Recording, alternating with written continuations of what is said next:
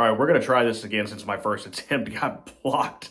I'm just not going to use any footage in this one. But yeah, continuing Jackie January, I want to talk about a lesser Jackie Chan title. It's called The Medallion. I know that this is again considered a pretty low tier Jackie Chan movie when you compare it to all the other amazing movies he did. The Medallion doesn't even come close. It's definitely bottom tier. Doesn't reach the top, of course. But you know what? For me, I always really enjoyed The Medallion. I think it's just a fun movie. The movie, granted, it was butchered quite a bit. There was a lot of rewrites and reshoots done for this one. But even with the end result, I still enjoy it. I think it's a fun movie. Two of the biggest highlights for me are Lee Evans and Julian Sands. But before I get to them, I want to talk about Jackie Chan's performance in this real quick. It's standard Jackie Chan. His performance is just fine. The action is serviceable up until kind of the not even about the halfway point.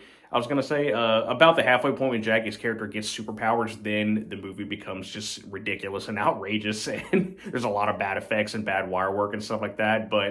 Um, but even then, it's still an enjoyable movie. But again, going back to the two main highlights of this one for me, Lee Evans, who plays Jackie's goofy, comedic sidekick, and then Julian Sands, who plays our villain of the film. Both of those guys are actually pretty good in this movie. Julian Sands, rest in peace to him. He's very charismatic in this movie.